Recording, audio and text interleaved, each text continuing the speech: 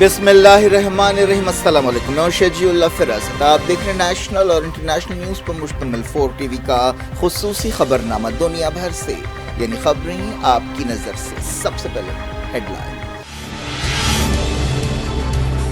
غزہ جنگ کے 134 دن، اسرائیلی کارروائیاں جاری، ہفتے کے حملوں میں سینکڑوں ہلاک اور زخمی۔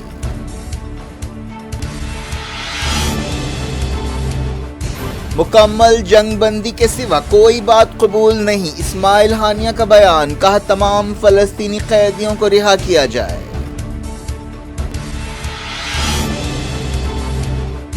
سیز فائر کی عالمی کوششیں، ایران اور سعودی فارن منسٹرز کی بات چیت، وزیر اعظم قطر اور جارڈن کے شاہ کی ملاقات۔ فلسطینی ریاست فرانس کے لیے شجر ممنوع نہیں، ایمانوئل میکرون نے کیا اعلان، کہا غزہ کی صورتحال پر فکر ہے۔ یمن کے حوثیوں نے ریڈ سی میں کیا ایک اور حملہ، انڈیا جانے والے برٹش آئل ٹینکر کو میزائل سے نشانہ بنایا گیا۔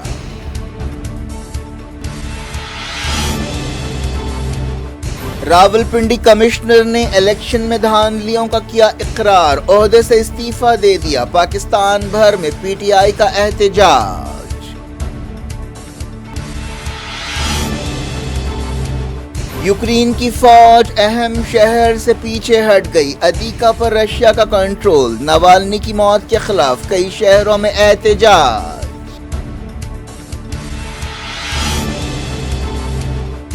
کمل ناتھ بی جے پی میں شامل ہوں گے، کانگریس کو لوک سبھا الیکشن سے پہلے ایک اور دھکا۔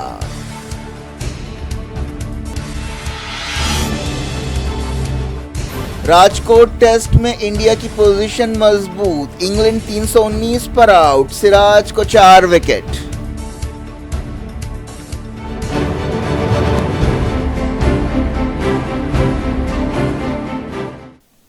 ہیڈ لائنز آپ نے دیکھی، اب خبروں کی تفصیل کی طرف آپ کو لیے چلتے ہیں۔ فلسطین کے غزہ میں اسرائیل کی بربریت جاری ہے، جنگ کے 134 دن پورے ہو گئے ہیں۔ اس جنگ کی وجہ سے غزہ کی 90% آبادی بے گھر ہے۔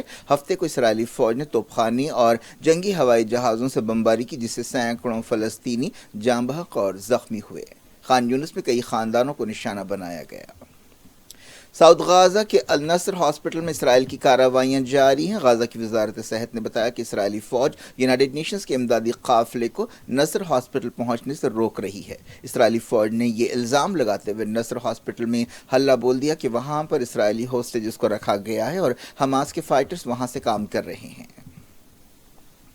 غزہ کے رفح میں اسرائیلی فوج کے آپریشن کے اندیشے برقرار ہیں، حالانکہ ایک رپورٹ میں دعویٰ کیا گیا ہے کہ اب آپریشن نہیں ہوگا۔ رفح سے لوگ فرار ہونا شروع ہو گئے ہیں، لیکن کئی لوگوں کے پاس جانے کے لیے کوئی جگہ نہیں ہے کیونکہ ہر جگہ بمباری ہو رہی ہے۔ خان یونس کے نصر ہاسپٹل سے اسرائیلی فوج نے 100 سے زیادہ لوگوں کو گرفتار کیا اور ان پر حماس سے تعلق کا الزام لگایا۔ امریکی صدر جو بائیڈن نے کہا کہ انہیں امید ہے کہ اسرائیل رفح میں زمینی آپریشن نہیں کرے گا۔ انہوں نے یہ بات ایک ایسے وقت کہی جب جنگ بندی اور ہوسٹیجز کی رہائی کے لیے بات چیت ہو رہی ہے۔ بائیڈن نے کہا کہ ہوسٹیجز کو چھڑانے کے لیے عارضی جنگ بندی ضروری ہے۔ اس دوران اسرائیلی صدر آئزک ہرزوگ نے قطر کے وزیر اعظم سے جنگ بندی کوششوں کے سلسلے میں بات چیت کی۔ جرمنی میں میونچ سیکیورٹی کانفرنس کے موقع پر یہ ملاقات ہوئی۔ اس کانفرنس میں غزہ کا مسئلہ چھایا رہا۔ کانفرنس میں حصہ لینے والوں نے غزہ جنگ بندی پر زور دیا۔ حماس چیف اسماعیل ہانیہ نے کہا کہ ان کی تنظیم مکمل جنگ بندی کے سوا کوئی بات قبول نہیں کرے گی۔ انہوں نے یہ بات ایک ایسے وقت کہی جب ایجپٹ میں جنگ بندی کے لیے بات چیت ہو رہی ہے۔ اسماعیل ہانیہ نے کہا کہ اسرائیل کو چاہیے کہ وہ قیدیوں کے تبادلے کے تحت ان فلسطینی قیدیوں کو رہا کرے جو لمبے عرصے سے اسرائیلی جیلوں میں قید ہے۔ حماس لیڈر نے جنگ بندی بات چیت میں پیش رفت نہ ہونے کے لیے اسرائیل کو ذمہ دار ٹھہرایا۔ غزہ جنگ میں اب تک جاں بحق فلسطینیوں کی تعداد کم سے کم 28,858 ہو گئی ہے۔ غزہ کی وزارت صحت نے بتایا کہ 7 اکتوبر کے بعد سے 68,667 فلسطینی زخمی ہوئے۔ ایسا ڈر ہے کہ ہزاروں لوگ ابھی ملبے کے نیچے پھنسے ہوئے ہیں۔ اس کا مطلب یہ ہے کہ مرنے والوں کی تعداد اب تک کی سرکاری تعداد سے کہیں زیادہ ہو سکتی ہے۔ ابھی 5-6 ہزار لوگ لاپتہ ہیں۔ اسرائیل کے ایشکلون شہر میں راکٹ حملے کیے گئے جس کی وجہ سے وہاں سائرن کی آوازیں گونجتی رہی۔ ایشکلون کے عہدیداروں نے بتایا کہ ایک راکٹ کو مار گرایا گیا، نقصانات کے بارے میں کوئی خبر نہیں دی گئی ہے۔ یونائیٹڈ نیشنز نے کہا کہ رفح میں لوگ بے چین ہیں، بھوکے ہیں اور ڈرے سہمے ہیں۔ یونائیٹڈ نیشنز کی انسانی امداد سے متعلق ایجنسی اوچا نے کہا کہ ساؤتھ غازہ کے اس علاقے میں تشویشناک صورتحال ہے جہاں بہت زیادہ لوگ جمع ہوئے ہیں۔ اوچا نے کہا کہ اس گنجان آباد علاقے میں فوری امدادی ٹرکس بھیجنے کی ضرورت ہے تاکہ وہاں پر پوری آبادی کی غذائی ضرورتیں پوری کی جا سکیں۔ ایک اندازے کے مطابق وہاں کوئی 14 لاکھ فلسطینی جمع ہیں۔ یہ لوگ زیادہ تر وہ ہیں جو ان علاقوں سے آئے ہیں جہاں پر اس سے پہلے بمباری کی گئی۔ ایران اور سعودی عرب کے فارن منسٹرز نے غزہ کی صورتحال پر بات چیت کی۔ دونوں وزیروں نے ٹیلی فون پر یہ بات کی۔ اس موقع پر ایرانی وزیر حسین عامر عبداللہیان اور سعودی وزیر فیصل بن فرحان نے مسلم دنیا کے مسائل، خاص طور پر فلسطین مسئلے کو حل کرنے کے بارے میں بات چیت کی۔ ایرانی وزیر نے کہا کہ اسرائیل فلسطینیوں کے خلاف غزہ اور مغربی کنارے میں مسلسل جرم کر رہا ہے۔ انہوں نے کہا کہ امریکہ بھی اسرائیل کے ساتھ گٹھ جوڑ کر رہا ہے اور اسرائیل کو کھلی چھوٹ دے رہا ہے۔ انہوں نے کہا کہ ایران اس بات پر یقین نہیں رکھتا کہ جنگ مسئلے کا حل ہے۔ سعودی وزیر خارجہ نے اس موقع پر غزہ بحران پر غور کے لیے OIC کی ہنگامی میٹنگ بلانے کے لیے ایران کی تجویز سے اتفاق کیا۔ انہوں نے کہا کہ اسرائیلی وزیر اعظم جنگ ختم کرنے کے لیے عالمی مطالبات کو اندیکھا کر رہے ہیں۔ قطر کے وزیر اعظم اور جارڈن کے بادشاہ نے غزہ سیز فائر کے بارے میں بات چیت کی۔ دونوں کی ملاقات میونخ سیکیورٹی کانفرنس کے موقع پر جرمنی میں ہوئی۔ ایک ایسے وقت جب مڈل ایسٹ میں دھماکوں صورتحال ہے، ایران نے بعض نئے ایئر ڈیفنس میزائل سسٹمز کی رونمائی کی۔ ارمان اینٹی بیلسٹک میزائل سسٹم اور ازارکش ایئر ڈیفنس سسٹم کو ایران کے وزیر دفاع محمد رضا اشتیانی کی موجودگی میں سامنے لایا گیا۔ ارمان 24 ٹارگٹس کا پتہ لگا سکتا ہے اور ایک ساتھ 12 ٹارگٹس پر وار کر سکتا ہے۔ ازارکش کم بلندی پر وار کرنے والا ایک ڈیفنس سسٹم ہے۔ یمن کے حوثیوں نے ریڈ سی میں برطانیہ کے ایک اور آئل ٹینکر کو نشانہ بنایا۔ حوثی فوج کے ترجمان بریگیڈیئر جنرل یحییٰ سری نے ایک ویڈیو بیان میں کہا کہ انہوں نے برطانیہ کے آئل ٹینکر پر انتقامی کارروائی کرتے ہوئے اسے میزائل سے نشانہ بنایا۔ یحییٰ سری نے کہا کہ یہ حملہ فلسطینیوں کی فتح کے نام ہے۔ معلوم ہوا کہ یہ جہاز انڈیا جا رہا تھا جس پر پاناما کا جھنڈا لگا ہوا تھا۔ حالیہ عرصے میں ایسے حملوں میں اضافہ ہوا ہے۔ ایک دن پہلے خلیج عدن میں برطانیہ کے ایک اور جہاز کو نشانہ بنایا گیا تھا۔ انصار اللہ تحریک کے ترجمان محمد عبدالسلام نے کہا کہ مڈل ایسٹ میں امریکہ کی سامراجی پالیسیوں کے آگے نہیں جھکے گا اور فلسطینیوں کی تائید میں ریڈ سی میں اسرائیلی جہازوں پر حملے جاری رہیں گے۔ فرانس کے صدر ایمینوئل میکرون نے کہا ہے کہ ان کے ملک کے لیے فلسطینی ریاست شجر ممنوعہ نہیں ہے۔ انہوں نے جارڈن کے شاہ عبداللہ کے ساتھ ایک پریس کانفرنس سے خطاب کرتے ہوئے یہ بات کہی۔ ایک دن پہلے اسرائیلی وزیر اعظم بنجامن نیتن یاہو نے فلسطینی ریاست کے خیال کو رد کر دیا تھا اور کہا تھا کہ ایسی ریاست بنانا دہشت گردی کو انعام دینے کے برابر ہوگا۔ امریکی میڈیا میں کہا گیا کہ صدر جو بائیڈن کی حکومت فلسطینی ریاست کے سلسلے میں بعض عرب ملکوں کے ساتھ مل کر کام کر رہی ہے۔ میکرون نے اسرائیل کو رفح پر حملوں کے خلاف خبردار کیا۔ انہوں نے کہا کہ میں جارڈن اور ایجپٹ کے ساتھ فلسطینی آبادی کے بے گھر ہونے کے اندیشوں میں شامل ہوں۔ انہوں نے کہا کہ یہ ایک نئی سنگین خلاف ورزی ہوگی اور اس سے تناؤ اور بڑھے گا۔ پاکستان کے ایک سینئر عہدیدار نے الزام لگایا ہے کہ چیف الیکشن کمشنر اور چیف جسٹس حالیہ الیکشنز کی دھاندلیوں میں شامل ہے۔ انہوں نے اپنے عہدے سے استعفیٰ دیتے ہوئے یہ الزام لگایا اور غلط کاریوں کی ذمہ داری قبول کی۔ راولپنڈی کے سابق کمشنر لیاقت علی چھٹا نے ایک ایسے وقت یہ ریمارکس کیے جب سابق وزیر اعظم عمران خان کی تحریک انصاف پارٹی نے الیکشنز میں دھاندلیوں کے خلاف احتجاج شروع کیا ہے۔ راولپنڈی کرکٹ اسٹیڈیم میں میڈیا سے بات چیت کرتے ہوئے لیاقت علی نے کہا کہ جو امیدوار ہار رہے تھے انہیں جتایا گیا۔ انہوں نے کہا کہ میں غلط کاموں کی ذمہ داری قبول کرتا ہوں اور اپنے آپ کو بتانا چاہتا ہوں کہ چیف الیکشن کمشنر اور چیف جسٹس بھی اس میں شامل تھے۔ لیاقت علی نے اپنے عہدے سے استعفیٰ دے دیا اور کہا کہ ملک کی پیٹھ میں چھرا گھونپنے کی وجہ سے انہیں نیند نہیں آ رہی تھی۔ انہوں نے کہا کہ ناانصافی کے لیے مجھے سزا ملنی چاہیے۔ سابق بیوروکریٹ نے کہا کہ ان پر اس حد تک دباؤ تھا کہ انہوں نے خودکشی کے بارے میں سوچا لیکن پھر فیصلہ کیا کہ وہ عوام کے سامنے آئیں گے۔ الیکشن کمیشن آف پاکستان نے لیاقت علی کے الزامات رد کر دیے۔ ایک بیان میں کہا گیا کہ election commission of Pakistan Liaquat Ali Khan کے الزامات کو رد کرتا ہے۔ نتیجے بدلنے کے لیے کمیشن نے لیاقت علی خان کو کوئی ہدایت نہیں دی تھی۔ الیکشن کمیشن نے کہا کہ ان الزامات کی تحقیقات ہوگی۔ اس دوران عمران خان کی تحریک انصاف پارٹی نے راولپنڈی کمشنر کے الزامات کی چھان بین پر زور دیا۔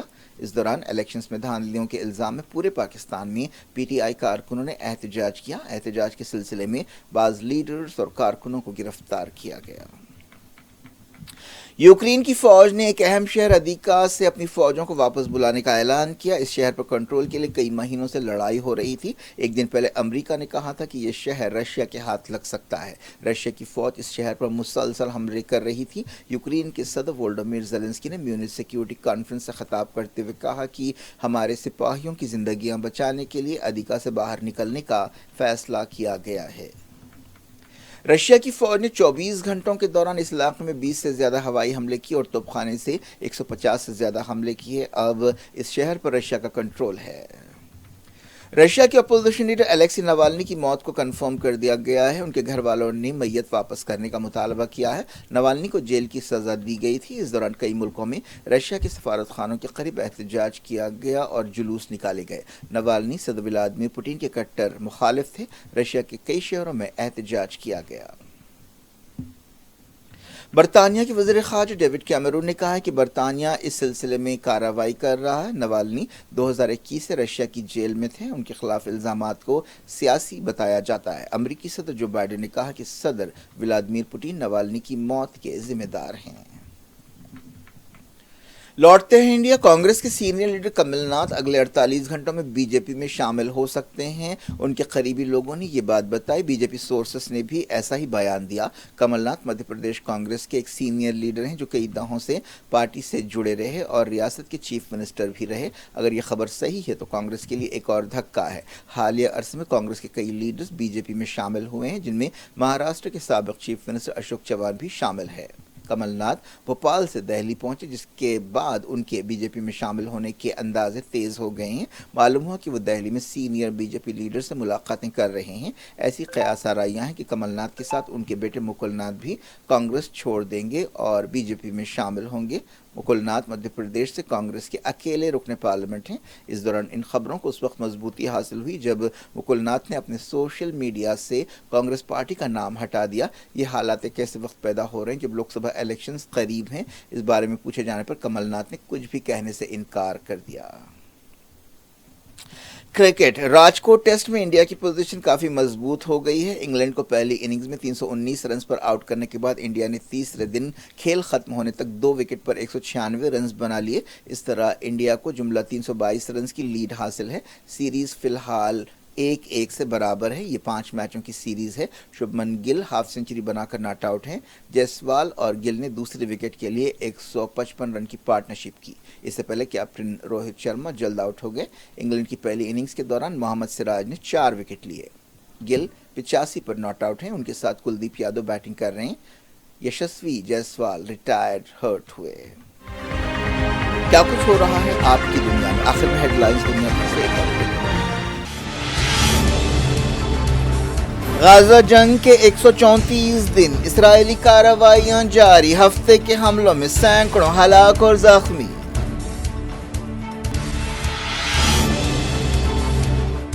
مکمل جنگ بندی کے سوا کوئی بات قبول نہیں، اسماعیل ہانیہ کا بیان، کہا تمام فلسطینی قیدیوں کو رہا کیا جائے۔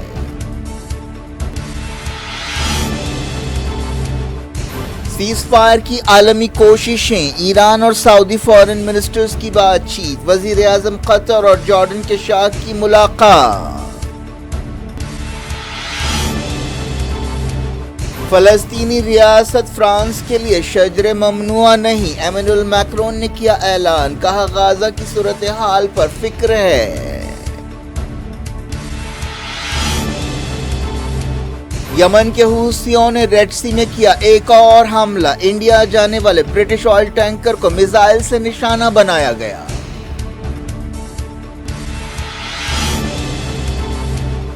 راولپنڈی کمشنر نے الیکشن میں دھاندلیوں کا کیا اقرار، عہدے سے استعفیٰ دے دیا۔ پاکستان بھر میں پی ٹی آئی کا احتجاج۔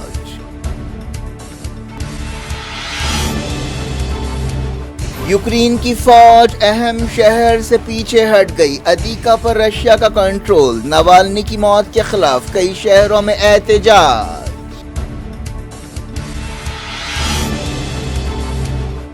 کمل ناتھ بی جے پی میں شامل ہوں گے، کانگریس کو لوک سبھا الیکشن سے پہلے ایک اور دھکا۔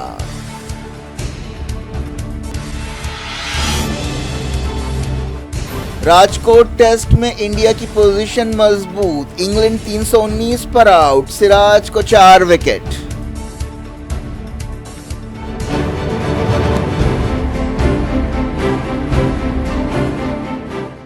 یہ تھی آج کی خبریں، شیڈول افراد سے خود بھی اجازت اور اپنا بے حد خیال رکھیں۔ اللہ حافظ۔